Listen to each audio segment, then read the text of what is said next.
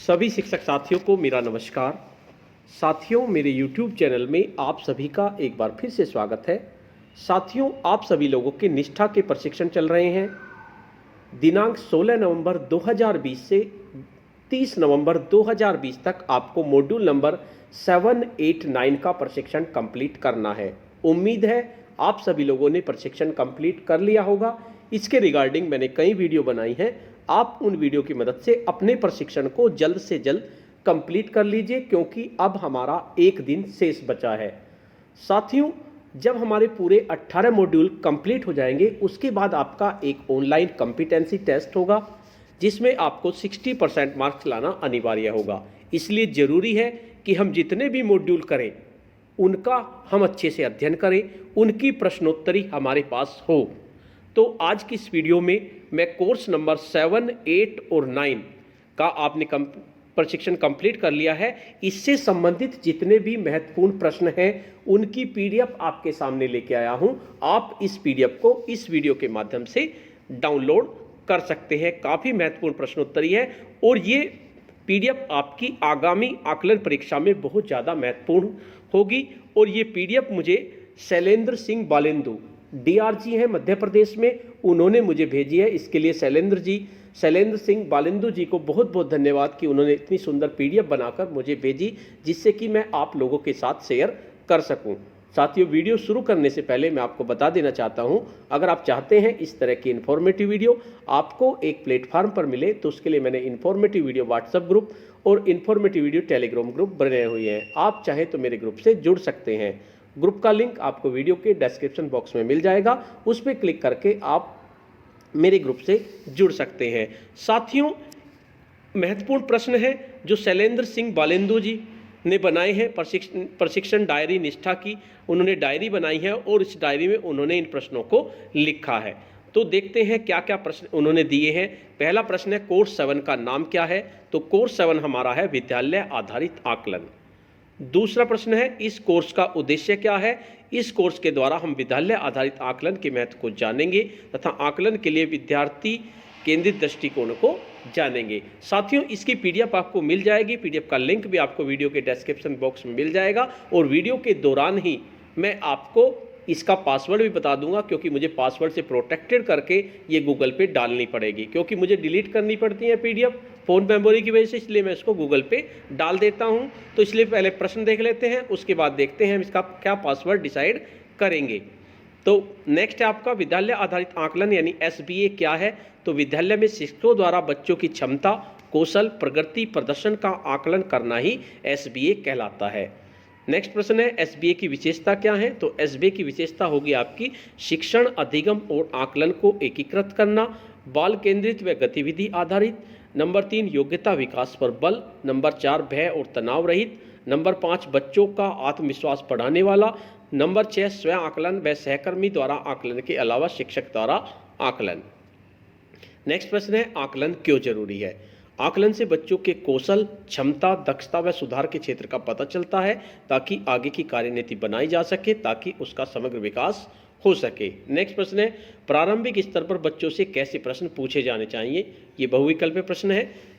पाठ के अंत वाले प्रश्न, पाठ के बाहर वाले प्रश्न, पाठ से संबंधित बहुविकल्पीय प्रश्न या कठिन प्रश्न? तो पाठ से संबंधित बहुविकल्पीय प्रश्न बच्चों से पूछे जाने चाहिए। नेक्स्ट प्रश्न है, आकलन का उद्देश्य क्या है? तो आकलन का उद्देश्य छात्र के प्रदर्शन या प्रगति के बारे में प्रासंगिक जानकारी जमा करना ही आकलन का उद्देश्य है। नेक्स्ट प्रश्न है, आकलन के 4 मापदंड क्या हैं? तो आकलन के 4 मापदंड होंगे हमारे विषय सूची, सामंजस्य, भाषा और शब्द सीमा। नेक्स्ट प्रश्न है, रूब्रिक्स क्या है? तो रूब्रिक्स मूल्यांकन उपकरण है जिसका निर्माण छात्रों का किसी भी क्षेत्र में प्रदर्शन का आकलन करने हेतु किया जाता है। नेक्स्ट प्रश्न है हमारा, रूब्रिक्स के कितने प्रकार होते हैं? तो रूब्रिक्स के हमारे 2 प्रकार होते हैं, समग्र रूब्रिक्स और विश्लेषणात्मक रूब्रिक्स। नेक्स्ट प्रश्न है, रूब्रिक्स में आकलन का क्या तरीका है? तो रूब्रिक्स के दौरान बच्चों को कुछ कार्य सौंपा जाता है तथा बताया जाता है कि आपका आकलन कैसे होगा, किस भाग में कितने अंक मिलेंगे। बच्चों को मापदंड के अनुसार या आधार पर स्तर का चुनाव करना पड़ता है। नेक्स्ट प्रश्न है समूह अधिगम के आकलन में कौन सी गतिविधि या एक्टिविटी करा सकते हैं? तो समूह अधिगम के आकलन में आप शैक्षिक भ्रमण करा सकते हैं, सर्वेक्षण करा सकते हैं, शैक्षणिक कलाकृतियाँ बनाना बता सकते हैं, प्रयोग और परियोजनाएं, ये सब आप बता सकते हैं। नेक्स्ट प्रश्न हमारा होगा आकलन की तकनीक या उपकरण को समझाइए। तो आकलन में अवलोकन करना एक तकनीक है, जबकि अवलोकन सूची तैयार करना उपकरण है। नेक्स्ट प्रश्न है सीसीई व विद्यालय आधारित आकलन में क्या अंतर है? तो विद्यालय पर सतत और व्यापक मूल्यांकन को सीसीई कहते हैं, जबकि आंकड़े उच्चाधिकारियों को भेजे जाते हैं, जबकि एसबीए के तहत छात्रों को सीखने के कौशल प्रदर्शन पर जोर दिया जाता है। सीसीई दीर्घकालीन तथा कुछ ही बार होती है, मगर एसबीए लघुकालीन तथा प्रत्येक दिवस की जाती है। नेक्स्ट प्रश्न है बच्चों को सीखने सिखाने में आ रही दिक्कत को समझने में कौन सी चीज़ें मददगार होंगी? तो बच्चों को सीखने सिखाने में क्या क्या मददगार होंगी? ज्ञान, निष्पादन, कौशल, रुचियाँ, दृष्टिकोण, अभिप्रेरणा। नेक्स्ट प्रश्न है एसबीए का पूरा नाम क्या है? तो एसबीए से हमारा मतलब है स्कूल बेस्ड असेसमेंट। नेक्स्ट प्रश्न है कक्षा में परीक्षा की सूचना देना कि कब से होनी है, यह इसकी प्रकृति क्या है? तो इसकी प्रकृति आपकी औपचारिक है। नेक्स्ट प्रश्न है पोर्टफोलियो बनाना मगर उसका प्रस्तुतिकरण न करना, यह उचित है या अनुचित? तो ये आपका अनुचित है। नेक्स्ट प्रश्न है विद्यालय आधारित आकलन में किन किन तकनीकों या उपकरणों का प्रयोग कर सकते हैं?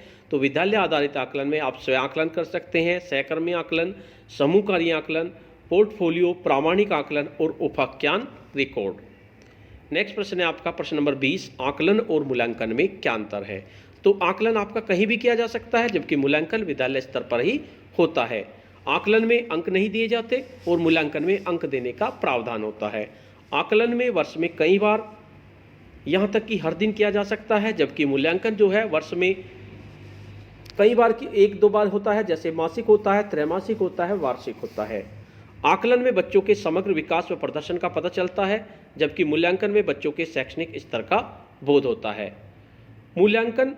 यह मूल्यांकन बच्चा स्वयं कर सकता है, सहकर्मी के साथ मिलकर कर सकता है, लेकिन इसमें जो मूल्यांकन केवल शिक्षक या अन्य कोई कर सकते हैं। नेक्स्ट प्रश्न है केआरपी और एआरपी का पूरा नाम। तो केआरपी का आपका नाम होगा की रिसोर्स पर्सन, एआरपी का होगा एकेडमिक रिसोर्स पर्सन।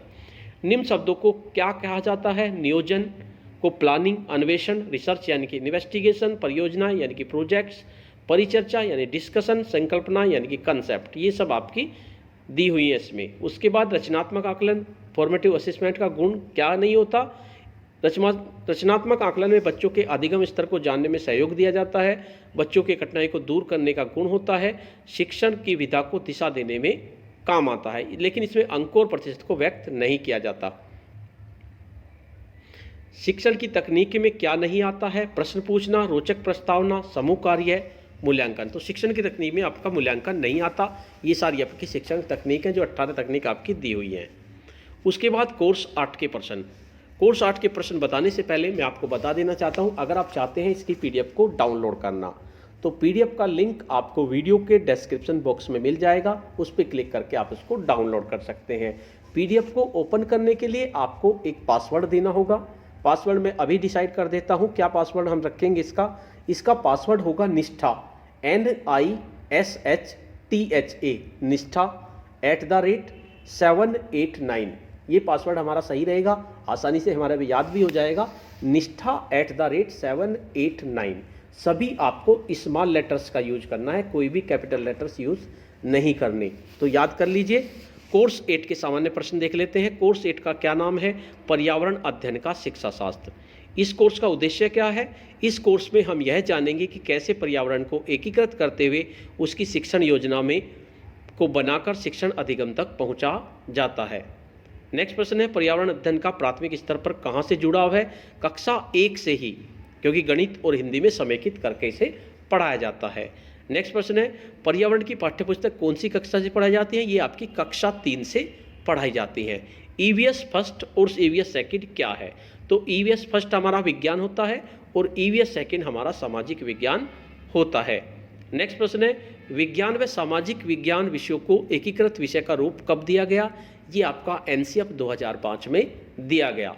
नेक्स्ट प्रश्न है पर्यावरण का पाठ्यक्रम व सामग्री किस पर आधारित है? ये आपकी थीम पर आधारित है। नेक्स्ट प्रश्न है पर्यावरण अध्ययन की अपेक्षाएं क्या हैं? तो पर्यावरण से बच्चों में समानता, न्याय, मानवाधिकार के सम्मान से संबंधित मुद्दों को उठाने के लिए संवेदनशील व जिम्मेदार नागरिक बन सकें। नेक्स्ट प्रश्न है, पर्यावरण अध्ययन से क्या संभव है? तो पर्यावरण अध्ययन को सुनियोजित तरीके से संप्रेषण से बच्चे जागरूक, विश्वास से पूर्ण व संवेदनशील बनेंगे। नेक्स्ट प्रश्न है, कक्षा में किसी भी थीम पर बात करते हुए कैसे अधिगम प्रतिफल तक पहुंचना सही होगा? तो कक्षा में थीम से आसान प्रश्न पूछकर या चर्चा करके पूर्व ज्ञान जाना जाए, फिर विचार करने को दिए जाएं और फिर संसाधन व गतिविधि के द्वारा थीम की अवधारणा व प्रतिफल तक ले जाएं। नेक्स्ट प्रश्न होगा, सीखने के प्रतिफल को कैसे सार्थक बनाएं? तो सीखने के प्रतिफल को सार्थक बनाने के लिए सर्वप्रथम चर्चा करना, अवलोकन करना, व्यक्त करना, व्यवस्था करना, वर्गीकरण करना, संप्रेषण करना, प्रयोग करना, अनुमान लगाकर सार्थक बनाया जा सकता है। नेक्स्ट आपका प्रश्न होगा, पर्यावरण अध्ययन के शिक्षण की कार्यनीति क्या क्या है? तो पर्यावरण अध्ययन के शिक्षण की कार्यनीति में पहले परियोजना आती है, परिचर्चा आती है, प्रयोग एवं अन्वेषण आते हैं, सर्वेक्षण, साक्षात्कार, अनुभव साझा करना, भूमिका निर्वाह, क्षेत्र भ्रमण, ये सब इसके अंतर्गत आते हैं। नेक्स्ट प्रश्न है, पर्यावरण शिक्षण अधिगम के संसाधनों का नाम बताइए। तो पर्यावरण शिक्षण अधिगम के संसाधन में पाठ्यपुस्तकें, वेब संसाधन, ऑडियो, वीडियो, ये सब आपके आते हैं। नेक्स्ट आता है, एनसीएफ 2005 द्वारा प्रदत्त मार्गदर्शी सिद्धांत क्या हैं? तो ये आपके मार्गदर्शी सिद्धांत है, ज्ञान को स्कूल के बाहर के जीवन से जोड़ना, रटने की प्रथा बंद हो, परीक्षा को लचीलापन बनाना, पाठ्यपुस्तकों का सीमित न रहकर समग्र विकास पर जोर देना। नेक्स्ट प्रश्न है, एनसीईआरटी के पाठ्यक्रम या पर्यावरण की 6 थीमें कौन कौन सी हैं? तो 6 थीमें हैं हमारी, परिवार और मित्र, नंबर 2 भोजन, नंबर 3 आवास, नंबर 4 जल, नंबर 5 यात्रा और नंबर 6 व्यवसाय। नेक्स्ट आपका, पर्यावरण का एक एकल विषय है या एकीकृत विषय है? तो पर्यावरण एक एकीकृत विषय है क्योंकि इसमें भाषा, गणित, सामाजिक विज्ञान, जीव विज्ञान का समेकन किया जाता है। नेक्स्ट प्रश्न है, पाठ्यपुस्तक की सामग्री का क्रमिक परिवर्तन, इससे क्या आशय है? बच्चों को घर से जोड़कर परिवार में शामिल कर पड़ोस तक ले जाना, फिर इलाके और आगे के क्षेत्रों तक का ज्ञान देना और अंत में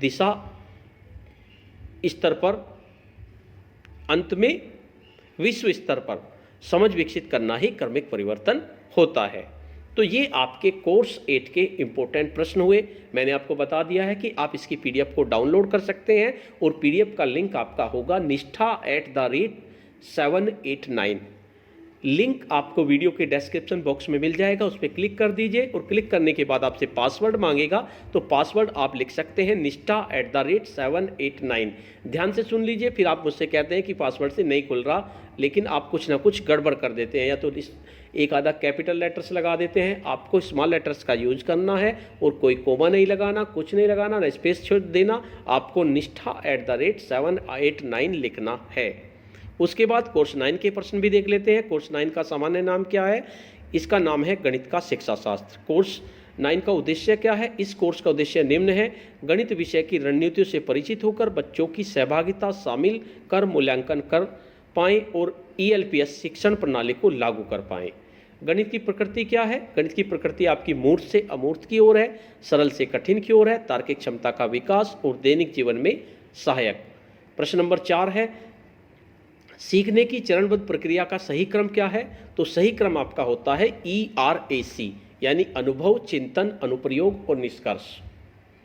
नेक्स्ट है, गणित का उद्देश्य नहीं है।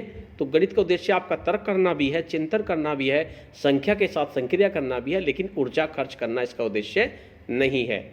नेक्स्ट है, रूब्रिक्स के 4 मापदंड क्या हैं? तो रूब्रिक्स के आपके 4 मापदंड, सौंपे गए कार्य का विवरण, दूसरा मापन स्तर, स्तर 1, स्तर 2 और स्तर 3, तीसरा आपका आयाम और चौथा आपका आयाम मानदंड। प्रश्न नंबर 7, गणित विषय पर पोर्टफोलियो में क्या संग्रह किया गया है? तो एक चार्ट हो गया, ग्राफ हो गया, समस्या को हल करने का तरीका व लिखित स्पष्टीकरण। नेक्स्ट आपका है PCK क्या है?